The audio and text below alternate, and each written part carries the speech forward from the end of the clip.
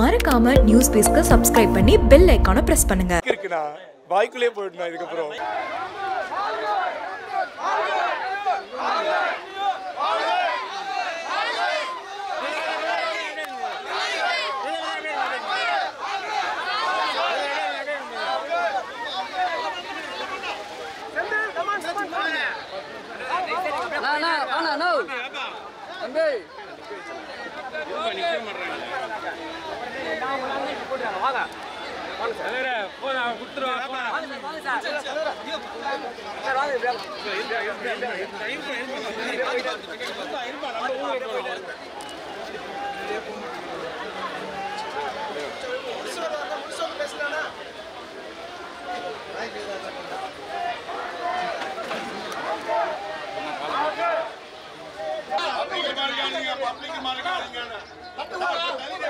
யாரு அவரு?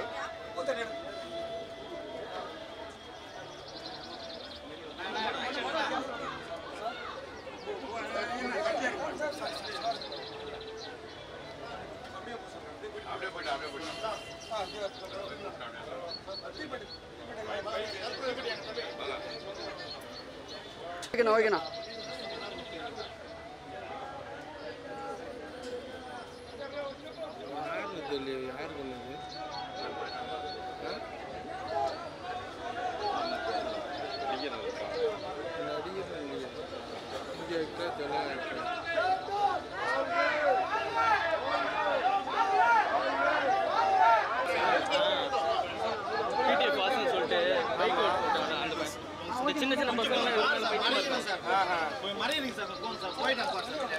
ரோப்பிடு ஜெயிசனா ரோப்பிடு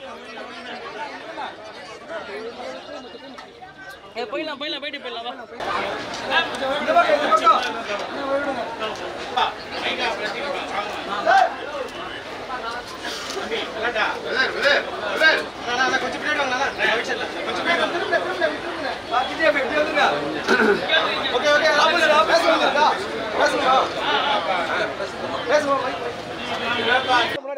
இன்னுமாண்ணா மைக் இருக்குண்ணா வாய்க்குள்ளே போயிடணும் இதுக்கப்புறம். இல்ல ஐயா வந்து ரொம்ப தங்கமான மனுஷர். அவரோட ஃபோட்டோ அந்த சிரிச்ச முகத்தோடு பார்க்கும்போதே அவ்வளோ ஒரு வருத்தமாக இருந்துச்சு. ஸோ உலகத்திலேயே மிகப்பெரிய தானம் வந்து அன்னதானம் தான். ஸோ அதுலேயே தலை சிறந்து விளங்கினவர் உண்மையாகவே. ஸோ அதை பார்த்து நம்மளும் கற்றுக்கணும். ஸோ ரொம்ப நன்றிங்க.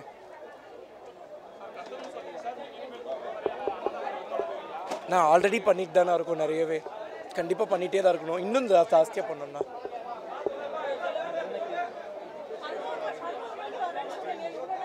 இல்லையக்கா, என்கிட்ட 1 மணிக்கு தான்க்கா சொன்னாங்க. அதுவும் இல்லாமல் இன்னொன்றும் சொல்கிறேன்க்கா, இன்றைக்கி எனக்கு கோர்ட்டில் கேஸு அதெல்லாமே பேசிட்டு அதெல்லாம் விட்டுட்டு தான் வந்திருக்கோம். காஞ்சிபுரம் வரைக்கும் போயிட்டு அங்கெல்லாம் முடிச்சுட்டு தான் நான் இங்கே மறுபடியும் வந்திருக்கேன். எனக்கு வந்து 1 மணி தான் சொன்னாங்க. உங்ககிட்ட யாருக்கா 11 மணிக்கு சொன்னது? அதுதான் 11 மணி யார் சொன்னாங்க உங்ககிட்ட? 1 மணிக்கு தான். ஆனால் எங்களுக்கு 1 மணிக்கு தான் சொன்னாங்க. நாங்கள் அதே மாதிரி டைமிங்க்கு வந்துட்டேன். அதே மாதிரி எங்கிட்ட யாரோ கால் பண்ணி கேட்டிருந்தாங்க. நான் அவங்ககிட்டயும் அதான் சொன்னேன். இல்லைங்க என்கிட்ட 1 மணி தான் சொன்னாங்க அப்படின்னு சொல்லி நான் கரெக்டாக நேரத்துக்கு வந்துட்டேன். இந்த பக்கம் பாருங்க வாசன் டிடிஎஃப் ப்ரோ வாசன் இடம் பார்த்து பேசுங்க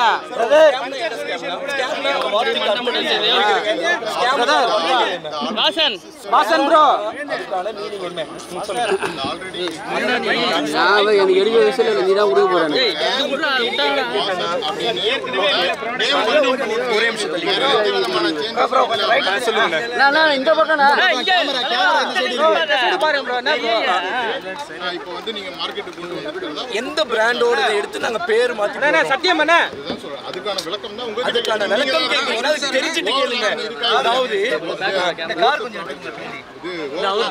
இல்லையா ஓவர்லாப்பிங் கிடையாது.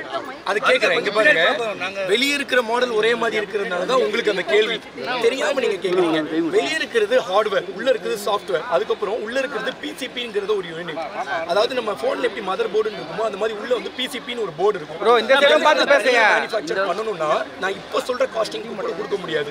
ஸோ வந்து வெளியே இருக்கிற ஹார்ட்வேரை வந்து பார்த்துட்டிங்கன்னா நாங்கள் வெளியிருந்து இம்போர்ட் பண்ணுறோம், நாங்கள் ட்ரேட் பண்ணுறோம். அப்படி இருக்கும்போது அந்த ஹார்ட்வேரை யார் வேணா வாங்கலாம், நீங்கள் கூட பை பண்ணலாம். உங்களுக்கு ஒரு 300 யூனிட் வேணும்னா நீங்களும் வாங்கலாம், 300 பீசஸ் வேணும்னா நீங்களுமே வாங்கலாம். ஸோ அதனால தெரியாமல் கேள்வி கேட்கக்கூடாது. அதான் கேட்குறேன். அதோட உங்களோட ப்ராடக்ட்டோட யூனிக்னஸ் என்னங்கிற கொஸ்டின் நீங்க சொல்றீங்க சாஃப்ட்வேர் வீக்னஸ் வந்து என்ன அப்படி அதானா உள்ள இருக்கிற சாஃப்ட்வேர் எங்களோட சாஃப்ட்வேர், வெளிய இருக்கிற அப்ளிகேஷன் எங்களோட அப்ளிகேஷன், லைஃப் டைம் ஃபுல்லா நாங்க சர்வீஸ் ப்ரொவைட் பண்றோம். அப்படி இருக்கும்போது அந்த ஸ்கேம்ங்கற அது மிகப்பெரிய வார்த்தை வாயில எப்படி வரலாம்னு கேக்குறேன் நான். அதுதான் அலிகேஷன் ஸ்கேம். ஸ்கேம்னா என்னன்னு உங்ககிட்ட கேட்ட அரை மணி நேரம் ஆச்சு. அதுக்கு மீனிங் சொன்னீங்களா? ஸ்கேம் சொன்னது அலிகேஷன். ஓகே, நான் விளக்கம் கேட்டேன். அதுதான் அதுக்கான விளக்கத்தை கொடுத்தீங்க. அதுக்கான விளக்கம் நான் சொல்லிட்டேன். நான் உங்ககிட்ட ஒரு கேள்வி கேட்டேன். ஸ்கேம்னா என்ன, அதுக்கு மீனிங் என்னன்னு கேட்டேன். அதுக்கு மீனிங் என்னன்னு கேட்டேன். அது பார்த்ததனால தான் நான் இன்னைக்கு ஒரு வீடியோல போட்டுருக்கேன். அதுக்கு நீங்க இது வரைக்கும் ஏதாவது ரியாக்ஷன் பண்ணிருக்கீங்களா உங்களோட சோஷியல் மீடியா? கொஞ்சம் மைக்க தூக்குறானே. நான் இங்க பாருங்க என்ன வீடியோ போட்டுருக்கேன் பாருங்க. இது என்ன வீடியோன்னு பாருங்க. போட்டீங்க பதில் கொடுத்துருக்கீங்க, பதிலே கொடுக்கல நீங்க. நான் கொடுத்துட்டேன். ரெவல்யூஷன் தான் கேக்குறோம். உங்களோட யூனிக்னஸ் என்ன ஈவன் வாங்குற கன்சியூமர் வந்து அது இல்லைனா அவங்களுக்கு அதாவது நான் பார்த்துருந்தேன் இந்த மாதிரி ஒரு கண்டென்ட் பண்ணி போட்டால் நல்லா வியூஸ் போகும் அப்படின்னு சொல்லி நினைக்கிறாங்க. நல்லது தான், பட் நல்ல விதமாக போட்டால் எங்களுக்கு சந்தோஷம் தான். ஒன்றுமே தெரியாமல் இந்த டப்பா ஒரே மாதிரி இருக்குது, இந்த டப்பா ஒரே மாதிரி எங்களுக்கு சிரிப்பு தான் வரும். நாங்கள் ட்ரேட் பண்ணுறோம். நாங்களுமே மேனுஃபேக்சரிங் யூனிட் பண்ணலாம். ஆனால் மேனுஃபேக்சரிங் யூனிட் பண்ணால் ஒரு நாளைக்கு குறைஞ்சது 25,000 டிவைசஸ் பண்ணணும். நாங்கள் பண்ணுறது இப்போ ஆஃப்லைன் சேல். இப்போ தான் அதாவது இன்னிலேருந்து தான் ஆன்லைன் சேலே நாங்கள் ஆரம்பிச்சிருக்கோம். அப்படி இருக்கும்போது ஒரு நாளைக்கு 25,000 பீசஸ்லாம் நான் இந்தியா ஃபுல்லாக தரணும். அப்படி இருந்தால் தான் என்னால் 25,000 பீசஸ் தர முடியும். அப்படி இருக்கும்போது நான் ட்ரேட் தான் பண்ணணுமே தவிர மேனுஃபேக்சர் பண்ணி மாட்டிக்க கூடாது. அதே மாதிரி க்ரோஸ் கணக்கில் நான் இன்வெஸ்ட் பண்ணக்கூடாது. எந்த ஒரு கம்பெனியுமே இன்னொரு கம்பெனியை சார்ந்து தான் இருக்கும். இல்ல இந்த விளக்கம் தான், இந்த விளக்கம் தான். அவ்வளவுதானே. ஓகே நன்றி. வேற ஏதாவது கேள்வி நீங்க ஏதாச்சும் சொல்லணும்னா சொல்லுங்க. மறக்காம நியூஸ் பேஸ்க்கு சப்ஸ்கிரைப் பண்ணி பெல் ஐகானை பிரஸ் பண்ணுங்க.